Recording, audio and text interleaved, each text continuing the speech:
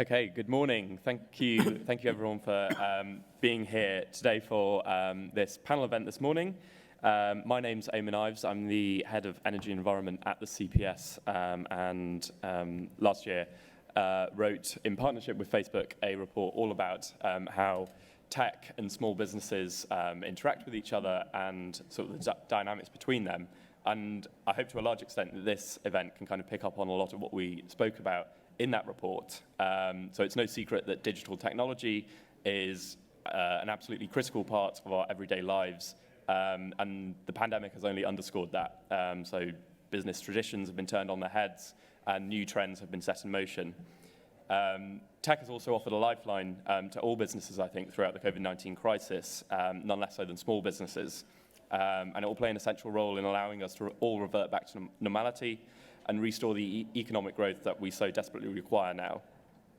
So this panel brings together a group of real experts to share their thoughts on how tech can allow small businesses to bounce back, and I'm delighted they're here to join us.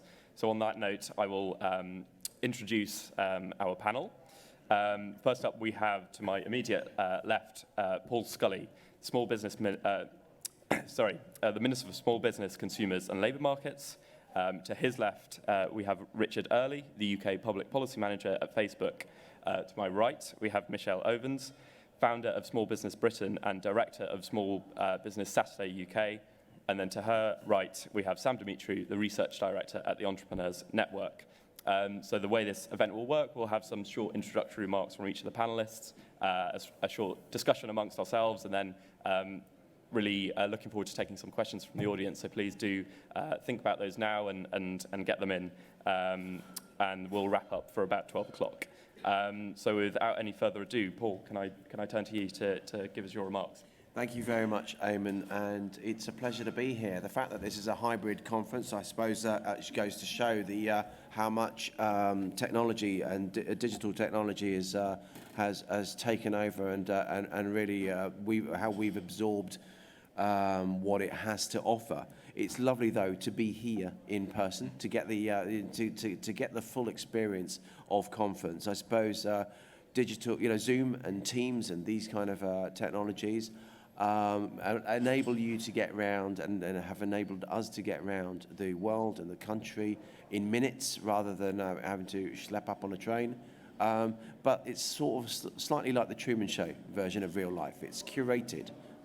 So although you can do so many good things, and the improvements of Zoom and Teams over that period has improved the experience for users, it's not necessarily, it can never really capture the chance meetings, the informal asides, and all of these kind of things that human contact in its physical form it offers. But I think the other thing with Zoom and Teams as well is we're all the same height on Zoom, which for me at 5'7" is really important. And I think you introduced me correctly as the Minister for Small Business rather than the Small Business Minister, so that's slightly important. But I think it was fascinating, though, wasn't it, that so many SMEs, so many small businesses and micro businesses in particular, really did have to. They had no choice but to jump onto these technologies, and we spent a lot of time and effort in government trying to work out how, first of all, to support businesses doing this, but making sure that we could support businesses taking up digital technology safely as well, because for businesses that are not used to, business owners that are not used to digitalization, whether it is social media, whether it is the internet and getting on the internet to have an online presence, or indeed that communication, there are clearly risks involved in that, and it's important that people are aware of that, and so that's why we set up support in that regard. But we need to now work out where we are, and actually grab hold of those opportunities that technical advance has given us, and making sure that we can keep that momentum going. I think there were two big learning lessons out of the pandemic. One going in a negative way, one going in a positive way. The positive was digital take-up was accelerated hugely. The negative was that the future of our high streets is now, we're looking at what the high streets look like in 1 year's time, 18 months' time, rather than the 5 and 10, 15-year framework that we were having. So one of the main things that we are looking to do as government is our Help to Grow programs. You may have heard of the Help to Grow management program, which is like a mini MBA where government pays 90% of the costs, and it's effectively trying to work with small companies that are so busy working for their business, they don't really have the scope necessary to lift their heads and work on their business. And that will introduce structured management techniques for them to increase their productivity. But also by increasing their productivity, we are looking at Help to Grow digital, where we'll be giving advice on how to take up more digital technologies and offering a software voucher of up to £5,000 for businesses to take those up for the first time. So we really need to use this as a pivotal moment to make sure that we can have that blend between bricks and mortar and online, and I'm sure Michelle will tell us some fantastic examples of how she's managed to do that with her business networks. But also just embedding digital technology within any type of business. Thank you. Yeah, I think totally agree that we are now at that point where, you know, we've kind of had to adopt tech during the pandemic, and now so things resuming, you know, where's it going to go? On that note, Michelle, I'll turn to you for your remarks. Thank you. Not quite sure how close I need to be. It's been a long time since I've been on a stage. Exciting to be back. Thank you so much for inviting me today. And there has, of course, been a massive digital transformation for small businesses over the last year and a half, and actually from a bit of a low base. And one of the things that we really saw pre-pandemic was that small businesses in the UK were remarkably behind where we needed to be, which was not the best position to go into the crisis. But off the back of that, it's driven this huge technological transformation, which is actually really exciting. And it's also driven big tech development as well. So the demand's been there, and it's come from customers, and that's come through to businesses, and that's gone through to big tech firms. And we've seen that kind of rollover of development speed up over the last year and a half. And I think it's been really exciting. It's giving small businesses insights and analytics that previously were only available to big businesses. It's an incredible opportunity, I think, for entrepreneurship. But of course, really, during the pandemic, really digital was the ultimate backup plan. And I think that's one of the things that small businesses have learnt over the last year and a half, is that they do need a backup plan. And I'm sure Facebook and government would agree having a backup plan can be useful sometimes. But it's not just a pandemic, of course. You know, before the pandemic, we had flooding, you know, Yorkshire and Derbyshire, so massive flooding just before the pandemic, and lots of small businesses didn't have a backup. But a couple of years ago, we had the massive snowfall, and remember the beast from the east. And again, high streets completely shut because businesses didn't have a backup plan. And actually what we've seen come out of the pandemic is businesses are now better prepared. They do have these technology solutions. They do have digital backup plans. They are leaner. They are, ironically, more productive. We've been talking about productivity for years, and suddenly it's not the way we wanted to do it, but actually businesses have come out of it more productive, and I think that's a really positive thing. I think big technology companies have a huge role to play in it. You know, Facebook, Instagram, massive for small businesses over the course of the pandemic, and it's driven a startup boom. You know, we've seen more than 1 million businesses start since the beginning of the pandemic. I think it's a really exciting time, and of course, it's not just about new businesses, also about accessibility. And Paul knows I've been banging on about this for a while, but actually the increase in use of digital tools and technology, of hybrid working, has been huge for people with disabilities, people from less affluent backgrounds, people outside of big city centres, and hopefully that's a shift that's going to stay. You know, we know that nearly a quarter of entrepreneurs have some kind of a disability. It's opened up massive opportunity for that. So I think there's some really positive things, actually, that have come out of the last year and a half. And, you know, it's great to hear from Paul about the Help to Grow programme. I think it's a great start, and we'd love to hear more from that. He will know. I keep banging on about this as well. I do think it needs to be for smaller businesses too. I think Help to Grow Digital is a great step in the right direction, and we need those micro businesses under 5 employees to grow as well, because I do think there is opportunity coming out of the pandemic. There is opportunity with technology. We just have to help small businesses to embrace it. Thank you, Michelle. So much to unpack there. Richard, I'll turn straight to you. Thanks very much, Eamon. Thanks also to the CPS for hosting this event and to our panelists for joining us today. I'm Richard from Facebook, and I thought I'd open up by giving a few reflections on behalf of Facebook on the impact that the pandemic has had on small businesses as we've seen it. Why is Facebook talking about small businesses? So we are, a large part of the work we do is support businesses, especially small ones, to help them connect with customers using our social media tools, to help them grow their businesses, to help them ensure that they're competing globally with other companies in their markets. We have more than 3 million small businesses in the UK who use our products every month. And looking at it the other way around, there are 375 million people globally who are connected to a British small business through one of our Facebook's products, Facebook, Instagram, WhatsApp, etc. So the impact of the pandemic, at the start of the pandemic, in the beginning of 2020, we began running a series of surveys on our platform to understand what the impact of the pandemic was on those who were experiencing it in the business world. They involved asking questions regularly of around 35,000 people globally. And what we saw, unsurprisingly, was that the pandemic had a devastating impact on small businesses around the world. We saw very, very large rates of closure of businesses staying closed, as we were just hearing.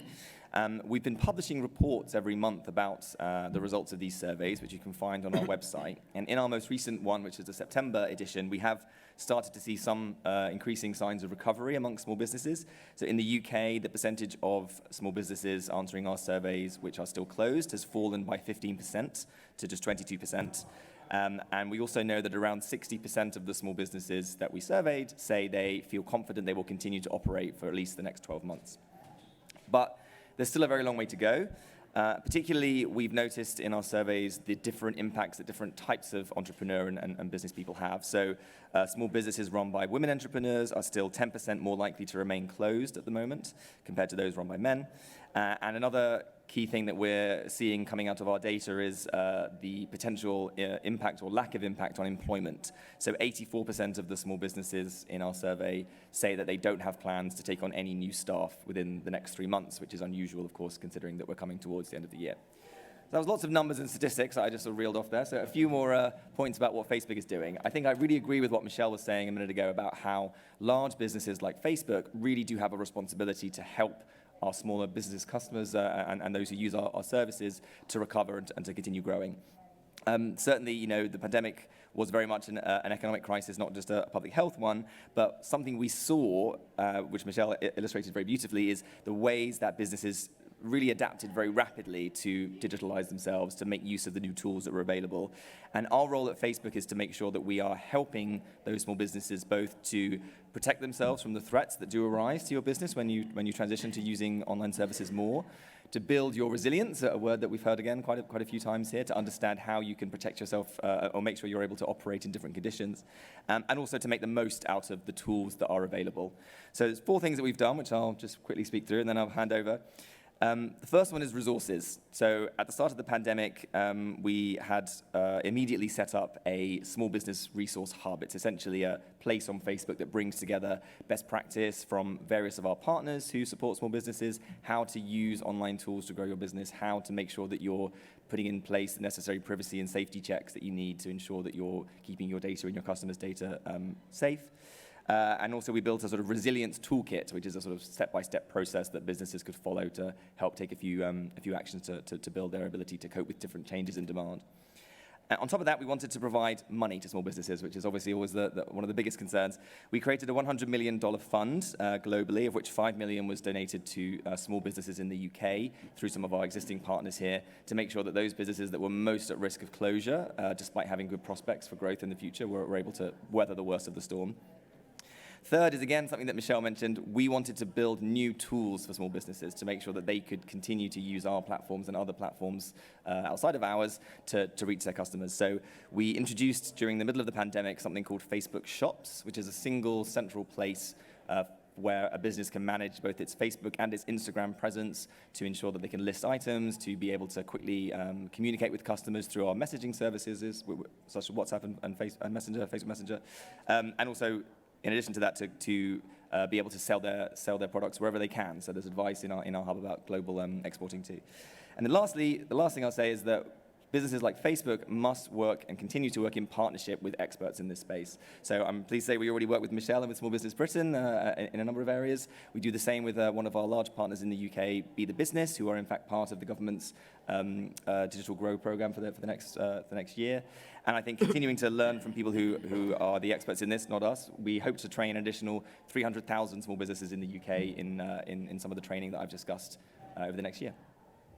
Thank you, Richard. So much to pick up on there as well. So Sam, I'll now pivot over to you. Thank you, Eamon. So over the past year and a half, we've seen a pretty radical shift in the way we do business. So in the space of just 2 months, the share of shopping done online jumped from 20% to 30%. That's a 50% increase, and that is effectively 10 years of growth in e-commerce in the space of a few months. Now, it's fallen off a bit since then, but we've still made major gains, and they look like they're going to last. And it's a drop in the bucket compared to the shift to remote work. Many SMEs have discovered that they can hire from a wider pool of talent, they can save on commercial space, they can offer their employees a more flexible form of work, and it also opens up the opportunity to do more business internationally, which has helped many businesses become more resilient throughout the pandemic. But it's not without its drawbacks, of course, but the evidence suggests this is going to be an important part of the world of work to come. Now, there's a strong relationship between adopting tech and productivity growth. So if the UK's micro businesses, that's businesses with 1 to 10 employees, doubled their uptake of key digital technologies, it would lead to a £4,050 average productivity boost for the 4 million or so workers who they employ. Tech is also cutting the cost of starting a business. Services like Stripe, Shopify, Squarespace have made it much easier to get online and start selling. And advertising matters too. The cost of acquiring new customers has fallen dramatically as Google, Facebook, Amazon and co. all allow businesses to target consumers much more precisely. You no longer have to rely on those sort of mass market advertising strategies you can go to. And that allows businesses who've got more of a niche offering to compete when previously it would have been very hard for them to get off the ground. So what does this mean for policy? I have a few thoughts. First, I think there's a strong theoretical case for schemes like Help to Grow Digital. I mean, if we can spread innovation further along the tail, that will be great for growth. But, and this is a big but, it needs to work in practice as well as theory. If it's only going to subsidise, accounting software for companies who probably already should have it because of making tax digital, then it won't be money well spent. My conversations with startups and business groups about the scheme suggest more work is needed to develop it. We've got a great suite of startups developing tools for SMEs. They should also be able to access the scheme, not just the Xeros and Salesforces and etc. of the world. So, plus we also need to make sure we're targeting the right businesses. So I spoke to an academic who works with entrepreneurs, and one of the problems he said was whenever he offered something on improving management or sort of training for business owners, it was always the same people applying. But probably the people you want to target the most aren't really listening to these things. So you've got to find how you target those people, and I think that's a real challenge, and I'm interested to see how we'll go about it. Second, we need to preserve what works. So there's been a huge pressure to regulate the tech sector, from online harms and the age-appropriate design code to a pretty radical proposal, in my view, to weaken the burden of proof used in tech mergers. In the latter case, I think it could make it much harder for tech startups to raise capital. A survey of investors by the startup lobby group Codec found that if the proposals say as roughly they are, a lot of VCs would simply invest less. About half said that. So that's something I think we really need to be careful on. And third, on the tax front, the same applies. We've already seen Amazon pass on the cost of the digital services tax to their people on their marketplace. So I think we need to take a whole ecosystem view and remember who pays the tax on paper isn't always who actually ends up paying the real costs. Finally, while there's a lot to be said for government getting out of the way, and indeed the CPS have said it better than most over the years, there is a role for the state. It's in creating the background conditions for a digital SME revolution. It's about ensuring access to digital skills training is widespread. Fibre optic broadband is seen as basic for every business and everyone has access to it. And unlocking the growth capital tied up in pension funds and fundamentally keeping our tax system internationally competitive. If we can do that, then it's possible to really boost productivity. Thank you, and thank you for the plug as well.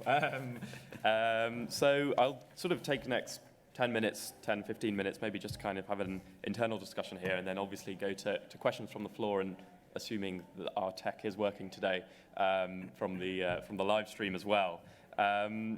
So, Minister, I think one thing which I kind of really wanted to get into the detail with you is, sometimes there's kind of that tension, or perceived tension maybe, between SMEs and big tech.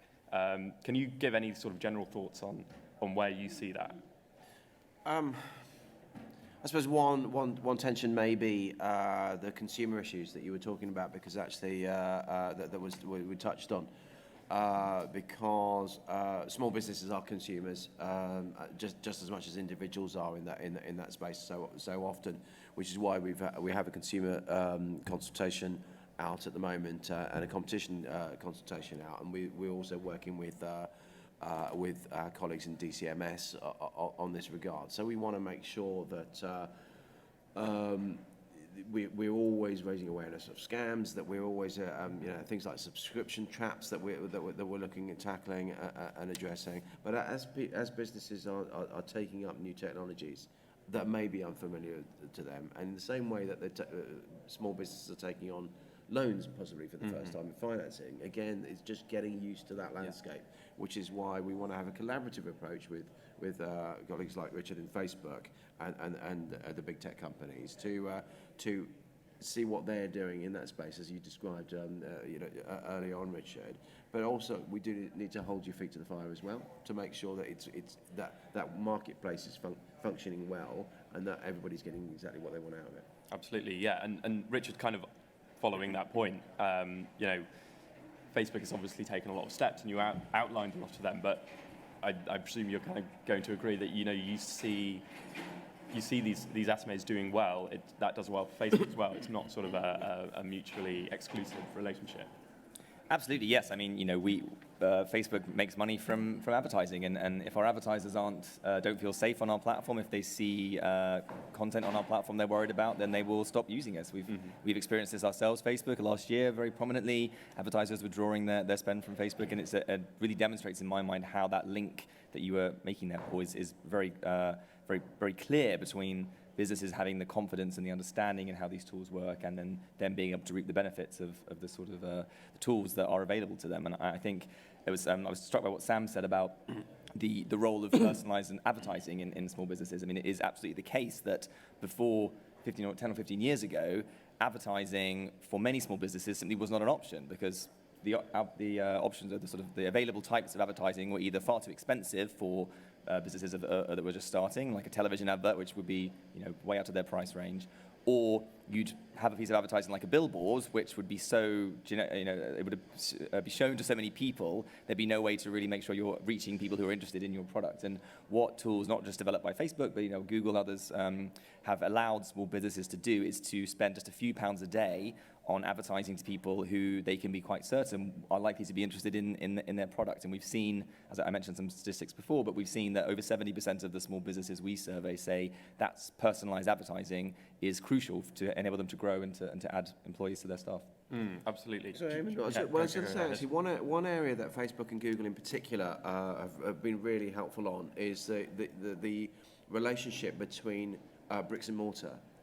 Because of the checking in and and Google Maps in their equivalent, these kind of things, which has actually helped bring a lot of information for consumers and businesses alike, in terms of when we were going right the way through the pandemic, and people needed, I'm the Minister for London as well, people needed the confidence of coming into the city centre, maybe looking at what public transport was like and these kind of things. The information that Facebook and Google had about a bricks and mortar, whether that place that business had tech or not, any digital tech with it was really, really useful for us to judge our response to the pandemic, but also I think for consumers alike. Absolutely, yeah. And sort of like drawing upon what you said, I think there are some reports scattered around which we published last year, as I said, with the support of Facebook. And one sort of theme we were keen to touch upon was things like the advertising, which have really democratized business. It's not just the preserve of the select few at the top. Everybody can do it nowadays. And Michelle, I don't know whether you can kind of add a bit of colour with sort of the businesses you work with in terms of smaller outfits, and you were mentioning people with disabilities or women or people from less affluent backgrounds being able to kind of engage in commerce now, whereas maybe 10, 20 years ago that might not have been the case. Yeah, I mean, definitely. I think the barriers to entry are much lower with a lot of the digital technology. And, when you talk about doing an advert for £10, not only can you do the advert, but you get all this analysis off the back of it and who it's reached and how long they've spent on it. And it's an incredible level of data. And actually thinking some of the things that Paul said about we're not seeing the real world and the high street and digital is not kind of totally separate, and they're not competing with each other. But there has been this kind of traditional view that the internet is the enemy of the high street, or Amazon is killing the high street, and these things it's just not. It's not true, and it's just not nuanced enough. Actually, what we have now is this incredibly rich environment for businesses to play in lots of different ways, depending on what they do and depending on what they want to achieve. If you look back pre-pandemic, the cost of starting a business on the high street was actually really high. If you're thinking about rent, if you're thinking about rates, I don't want to get into a discussion about rates, obviously, but the upfront investment was massive. You can start a business online from your house with a tiny amount of investment. You can test things, you can trial things, you can learn using all these digital tools. It's an incredible opportunity. And actually what we're seeing now is businesses starting off the high street, starting online, and then growing, and then once they have a bigger base, then moving into a real world environment. And actually one of the nice things for businesses is we're seeing a small business revival on the high street. Lots more spaces have opened up. Sadly, some big chains that have closed. We are seeing shorter rent periods. We are seeing more flexible rents for small businesses. And actually, it's driving entrepreneurship on the high street too. So seeing the way that digital and physical environments can work together, the opportunities of starting small and growing, and the more flexibility, I think it's making the world easier for people to get going. Absolutely, yeah. And I think that sort of competitive thing, if the Centre for Policy Studies stands for anything, I think competition's got to be right near the top. And so, again, sort of like following on from that, Sam, I think, you kind of talked about some nuts and bolts policies, but do you see kind of is there a direction of travel that Britain's going in terms of tech policy, tech regulation, tech taxes? Are you kind of optimistic, negative, mix of the two? I think we should be very careful on this front. So the area that probably have the most expertise at the moment is what the CMA is looking at doing on competition. And one of the issues there is it's going to be potentially a lot harder for a startup in the UK to sell their business to Facebook, Google, or Amazon. So now obviously you want to prevent sort of anti-competitive mergers, but I think you have to be very careful because acquisitions by large tech companies play a very, very big role in terms of why investors invest in companies initially. So I think we had in 2020, we had about 9 or 8 acquisitions by big tech companies in the UK, and in 2019 we had about 9 IPOs. So in terms of the two routes to exit, if you're an entrepreneur, and your route to exit fundamentally when you're an entrepreneur is how you persuade venture capital investors to invest in your business and give you the funds to grow and hopefully disrupt markets. So there is a risk there that you could end up with a situation where investors sort of pull out. So we're hoping that there'll be sort of a slight climb down on this proposal. There'll be, the current proposal effectively opens up a lot of legal uncertainty, I think. So we're moving from what's quite a tried and tested process to something a bit more uncertain, where it sort of The term is a realistic prospect of reducing competition, which is legally defined as something that has a greater than fanciful chance, which is a very strange wording, but it's great. I think it's greater than fanciful, but about 10% roughly. So something like that is potentially an issue, and I think we need to be very careful, because if the UK does this and then America doesn't do it, and if you've been following American politics, you know that gridlock is pretty much pretty much the status quo there, and it's been that way for a very long time. It looks like lots of public servants in America won't get paid in a few weeks' time when if they don't raise the debt ceiling. So you can't really rely on America changing the same way, and those proposals probably go beyond what the EU has currently advocated. So I think we have to be very careful and keep an eye on what other countries are doing. Yeah, so a note of caution, and Minister, I don't know if you want to reflect on any of that, maybe push back or...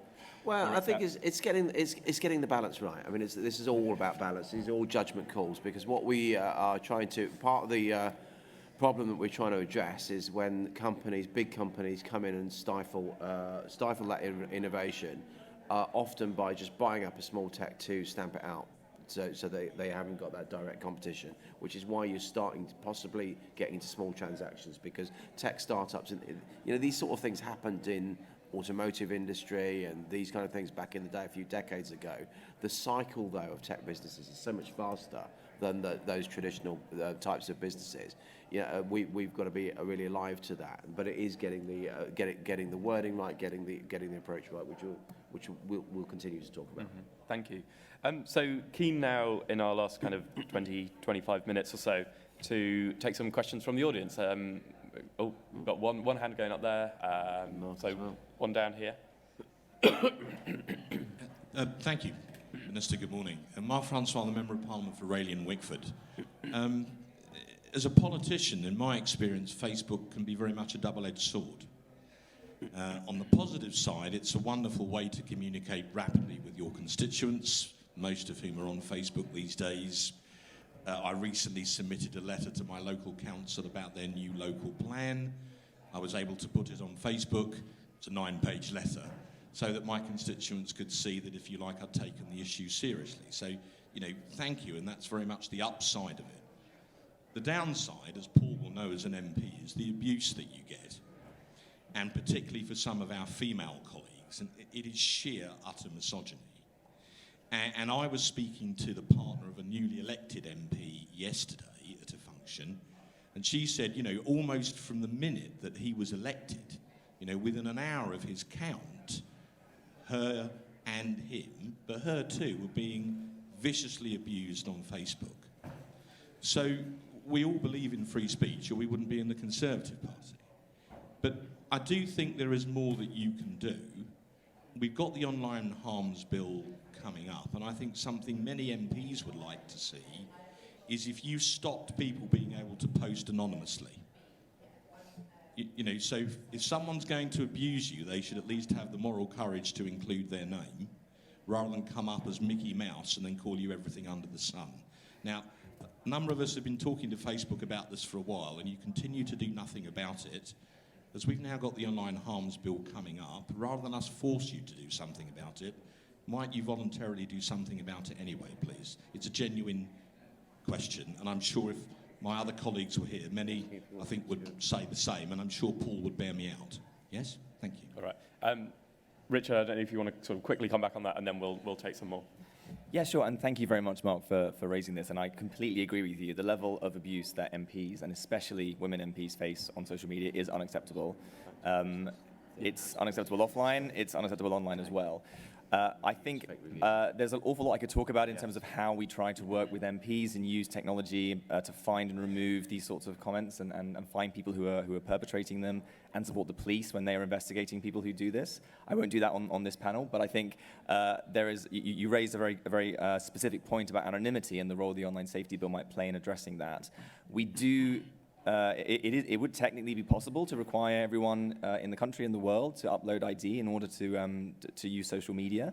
We don't believe that's the right way to tackle this problem. We think the negative impacts that would have on people's ability to communicate with their constituents or with their MPs in the way you just described would outweigh, would be significant, and we think there are better ways to try and deal with the negative impacts that you've very rightly raised. I'll speak to you, Mark, after this, but I think it's an issue that is really at the heart of the work we're doing right now to give our users, to give people like yourselves and other members of Parliament more power and more control over what you see and what you experience online. And the online safety bill is going to be a huge part of that. But again, I really do hear those comments, and I've heard them many times today. Excellent. Can I just raise a related point? And I totally agree, Mark, about the level of abuse that colleagues get is that's not just us talking as MPs, because clearly there are other members of society that are in different roles that are getting similar levels of abuse. We just know it from our direct experiences. But just bringing it back to the business angle, one other thing that we're looking at doing in our consumer consultation that's going out at the moment is looking at fake reviews. And so, again, from a business, the business equivalent of those bad things is someone just putting up a fake review or soliciting fake reviews sometimes as well. There are young people, I think it's something like £30 billion a year of purchases that young people are making based on reviews. So by outlawing and those fake reviews and also paying for fake reviews and soliciting for them, I think we'll start helping in that area as well. All right, we had lots of hands going up, so Jared, shall we go here and then that woman at the back as well, and we take two at once, please? Thanks. Sorry, my name's Neil Ross from Tech UK, so trade association represent tech companies. Sorry, too late in the Midland bar last night, trying to get through it. It was a question really for Michelle and Paul. So we work with vendors on the Help to Grow digital scheme, so the people who are providing the software that companies will uptake. But I wanted to get just Michelle's reflection on, from the business side, how she wants to see the scheme develop, because it's got a 3-year life cycle, so interested to understand how your members want to take it forward. And Paul as well, just be interested to hear what your vision is for the scheme over its life cycle and what problem the government wants to see it address. Thank you. Very nice short question as well. And then, so Gerald, the woman in the pink.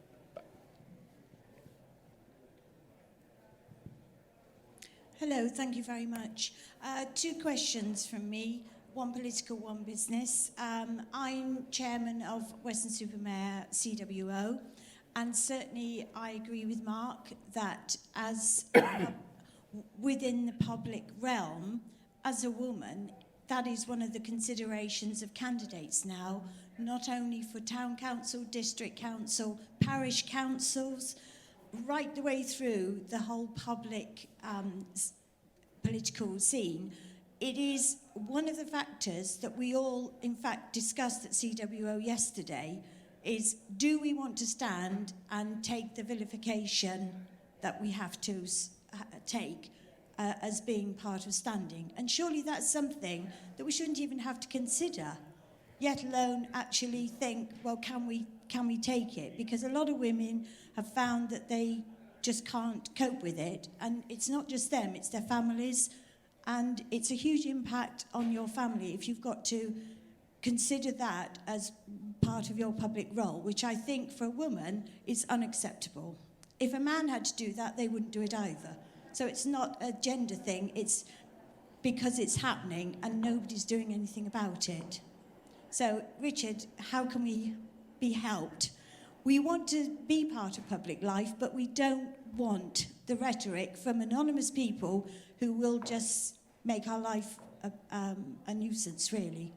And secondly, I'm business development for Protect Signs, and we do a lot of signage, and as a small business, I was wondering how we could be helped with the training for IT to improve our business. Thank you. Thank you. So yeah, question about sort of skills and about the scheme the gentleman talked about that. So Michelle, do you... Yeah, no, of course. Help to Grow Digital. Hot topic. Biggest thing is it's got to be available for small businesses with less than 5 employees. It's the biggest cohort of businesses in the UK. Big businesses come from small businesses. Everybody starts tiny, and actually there's huge potential in businesses with less than 5 employees. So it really, I think that's got to be the next step. the range of tech that's available as well. And Sam, you made a really good point on that. I thought that was really pertinent. What we find is that automating your accounting and automating your social media are kind of gateway drugs into digital for small businesses. So you get hooked on that and then you move to the next. And I think we need to help businesses through that journey. What do you do next? I think the other two things, really quickly, are the cost to small businesses. So I get why, both with digital and with management, you want the businesses to contribute. I think for a lot of, particularly micro businesses, I think some of this, it should just be free rather than contributing. And it actually kind of goes back to a point I think Sam made as well, is we want to help the businesses that aren't doing it anyway. Actually, if you're helping businesses with 200 employees, they're going to do it anyway. They're going to be going all the way through that tech adoption process. You're just giving them some vouchers to help them. It's not actually that helpful.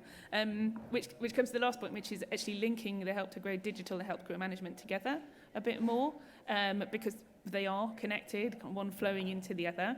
I'd like to get rid of the £750 contribution to Help to Grow Management as well. I'd like Help to Grow Management to be available to less than 5 employees.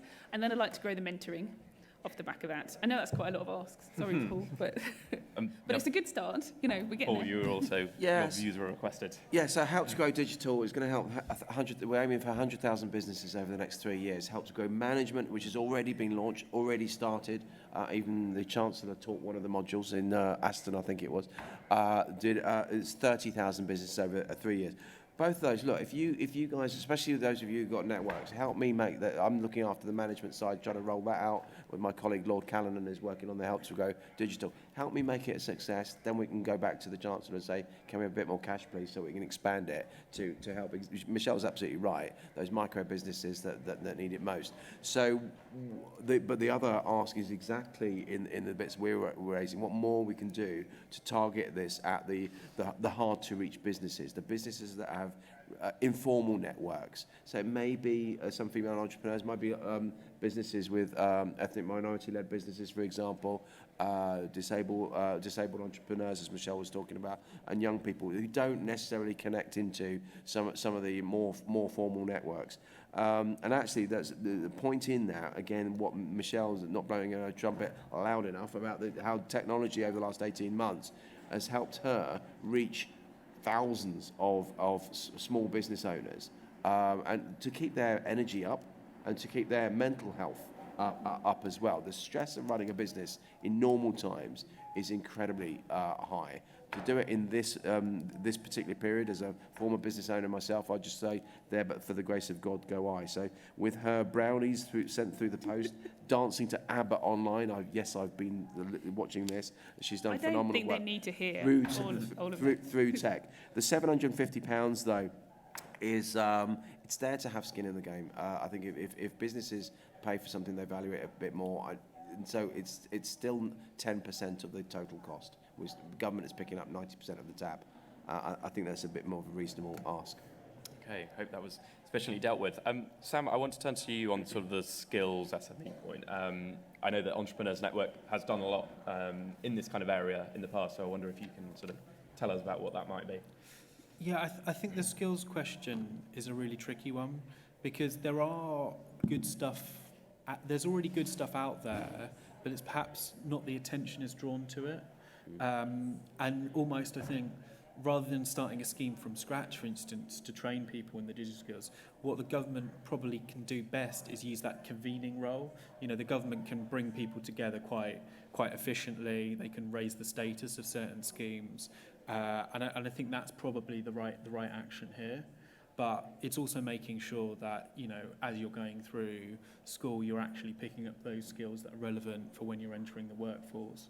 And, you know, I can't remember where the scheme was. It might have been in the UK, it might have been elsewhere. But I read about one scheme where you'd essentially get a school leaver who is a bit tech savvy, but not really sure what they want to do. And then they'll bring them into a small business that probably knows how to run a business and knows all these great, you know, has all these great experience, but they're probably not very tech savvy, and trying to bring them in together. I thought that was a really nice initiative. So stuff like that, drawing attention to schemes like that, I think can be really helpful.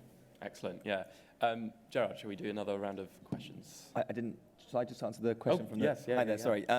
Yeah, thanks to the woman who's the chair of the CWO for Western Supermare. I mean, thank you so much for raising that. I think it is really clear that this issue is not just prevalent at the top of politics. It clearly goes all the way down through the political pyramid.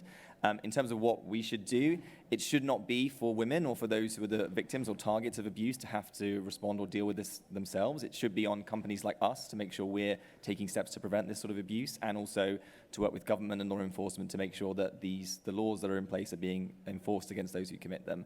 I'd love to connect with you afterwards, and I'd love to speak to the CWO about this as well.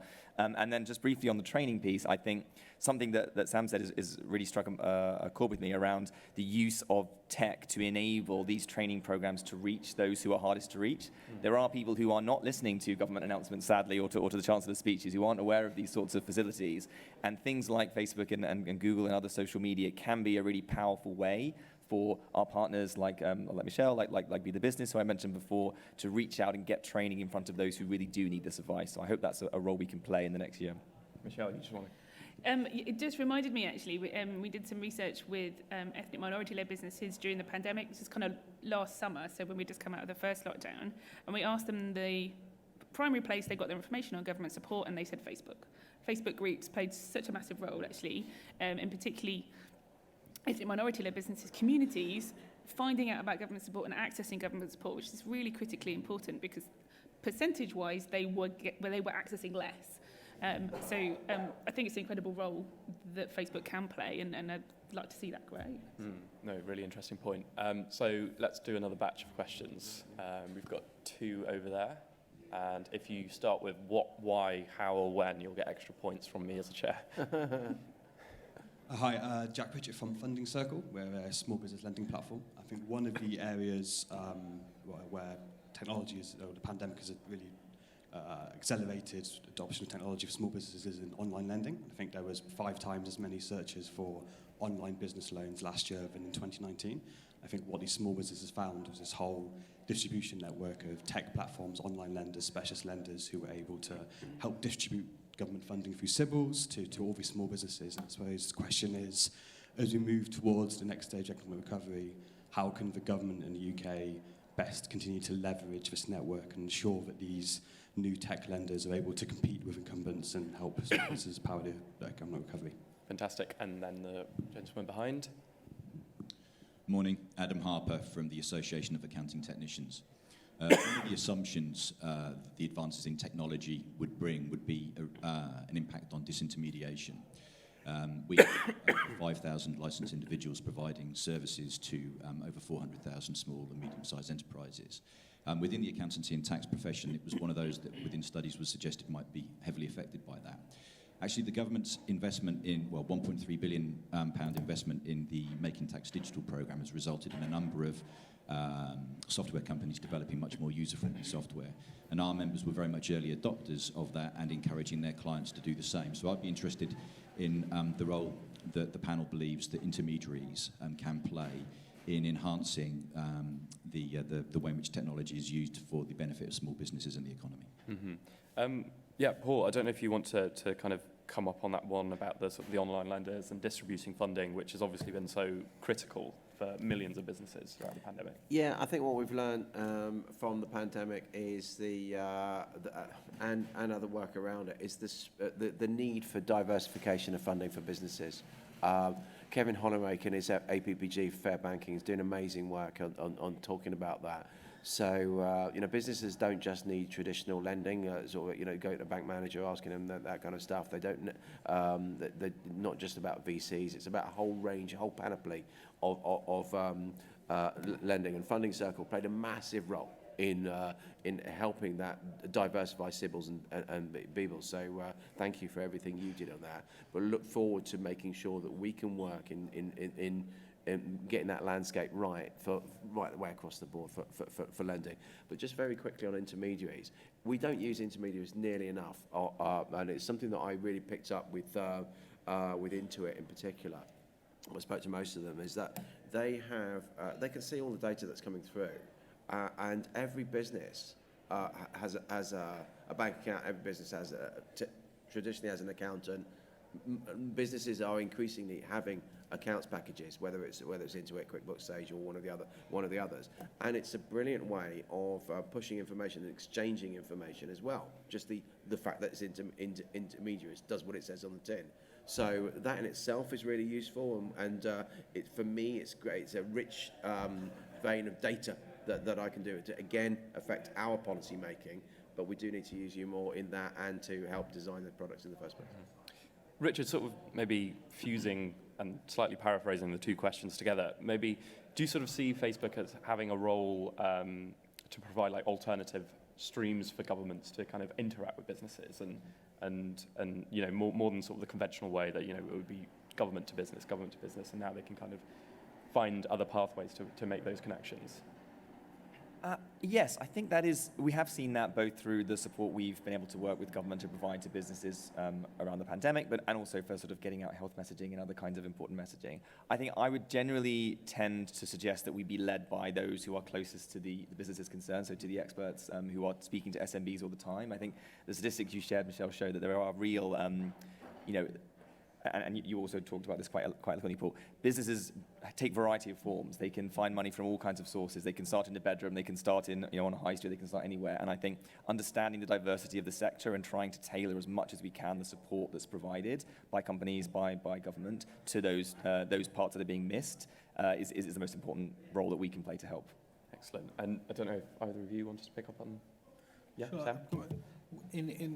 On the point about tech lenders, I think the UK has a real strength in fintech and the sort of innovation that's happening in finance, and there are things we can do to sort of accelerate that process.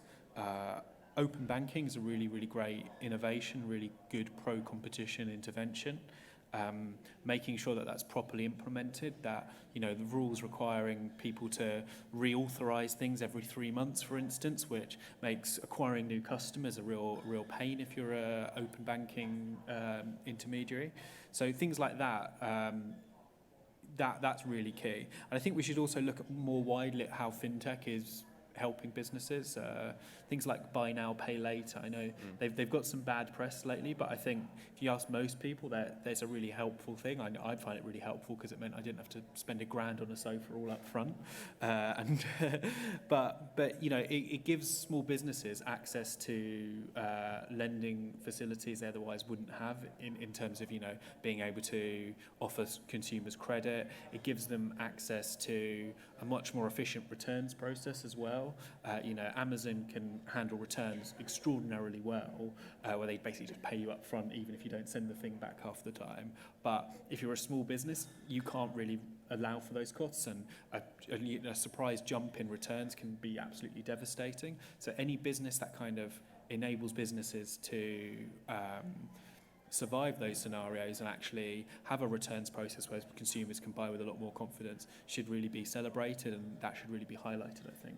Yeah, I actually wanted to talk about that, so thanks for covering that off. Do we have any more questions? Yeah, down here in the front. Hi, I'm Urdu Yongo from Lloyds Banking Group. I have a question in regards to more of the consumer side. So you've all spoke a lot about over the course of the pandemic, you know, there's more businesses appearing online, as well as it's a bit easier for businesses to get online too. I want to know, this is more so for the Minister and Facebook, I want to know what sort of protections are in place to protect customers, because, you know, I think we've also seen throughout the pandemic there's an increase in kind of online fraud, etc. So what have you put in place to protect customers? Yeah, brilliant question. Paul, do you want to? Yeah, from our side, I mean, we do work, as I say, with people like Richard and Facebook and other organisations, other big companies. But it's so much of this is about awareness. So we have scam awareness. We work with consumer advice and Which and organisations like that to really push out those messages to make people aware that you know, online scams are ever increasing, and especially, you know, I mean, you'll know that if you're looking at gov.uk, for example, about renewing passports, renewing licences, often the top the top few will be paid for, and it's those kind of then may take you down the line. That's the sort of thing that we'll then have direct conversations with the like of Google in that sort of instance to try and tackle those. Excellent. And Richard, did you want to say anything? Yeah, it's a great question because it is something we certainly have seen a huge rise in the course of the pandemic. I mean, inevitably, as we've all been spending more time online, unfortunately, those that wish to try and scam us have been moving their attentions online too. I agree with a lot of what Paul said about awareness. We do try to use it similarly to we've been talking about helping businesses understand how to use tools. We try to use a lot of our resources, our hubs, etc., to produce guides and sort of advice for both consumers and businesses who are engaging in online shopping. I think something I'd stress is that there is what we do see in Facebook is the way that scammers take a sort of whole systems approach to these kind of problems. You'll see a scam that might start off through a text message that then, leads somebody to a website, which then asks them to put in a Facebook login, which they then use to steal the person's Facebook account. And then, so it's really a very, very complicated and thorny problem, which is why we've been really pleased that the government has been introducing or working on the Home Office actually leads on the online fraud program, which is about bringing together all those different bodies who are involved in this to try to understand what steps we can take. We do a lot of work at Facebook as we're blocking fake accounts. We blocked 5 billion fake accounts last year, for example, almost all of them before they even sent a message, but that's a big vector for people to try and interfere, to give fake reviews, etc. The more we can plug our work into the work that's being done by other parts of the tech sector, the broader sort of environment of within which these scammers operate and government, the more we can try and bring a solution to this. Mm-hmm. We're close running up on time, but I don't know if we have any final questions. Anybody? Typically that we won't get one from online, being the tech event of the day, but there we go. But maybe, Michelle, I don't know whether we just, with a couple of minutes left, we're talking about a lot of the sort of questions we've had have been about privacy and protections and making sure people are confident online. Is that something that you sort of see with the businesses you work with, that they wish people were a bit more kind of confident and had the sort of the requisite skills to be able to navigate that, so that the digital economy could really take off to its full potential? A couple of things. One, so cybersecurity. We do an event on cybersecurity, on training. You can't get people to turn up. So you just can't get people to turn up. Small businesses are aware that this is a problem, but we run an event on Instagram or on how to sell more stuff for your small business. They'll come in their thousands. And part of the challenge is getting businesses to take it seriously as a topic. Lots of businesses have moved massively into digital in the last year and a half in a way they've never done before. And we're now starting to see a few issues because of that, as the kind of speed that was required because of the pandemic maybe didn't do time to fill in some of the gaps on the way. So there are definitely challenges. I think small businesses have got a little bit of a way to go when it comes to some of those cybersecurity elements. On the flip side, we find there's a huge amount more trust between consumers and small businesses than there is between consumers and big businesses. Often you have a personal relationship. Often you know that person. You might even know the name of the person that you're buying off. And so a lot of that reassurance can be done in a more one-to-one way. We find that the use of DMs, whether it's Facebook, Instagram, WhatsApp, using those tools for customer service can actually resolve a lot of challenges, even when they occur. So small businesses have some tools available to them that the bigger businesses don't. So some of these things don't necessarily become an issue. And actually, we want to see small businesses use it as a competitive advantage. So I think there's good things and bad things. But yeah, certainly there is a gap when it comes to some of those technical skills, cybersecurity skills, and we do need to do something to fill it. Okie dokie. Well, on that note, I will draw things to a close. So thank you, everybody who's attended today. Thank you to the speakers. Thank you, of course, to Facebook for generously sponsoring this event and previous work they've done with us. It would be remiss of me not to mention to follow us all on social media. So you can do that on Twitter, if I'm allowed to say that, at CPS Think Tank, Facebook, LinkedIn, Instagram, of course. Do go to the people at the back of the room if you want to sort of sign up as an associate member of the CPS. Do come along to our other events today. We've got a great program, one on tax policy, education, interview with Lord Frost, and Jacob Rees-Mogg as well later this evening. So yes, once again, thank you for attending, and thank you to my panelists. Thanks, Aaron. Thanks, Richard. Well done. Thank you. Excellent. Thank you very much. Thanks for having us.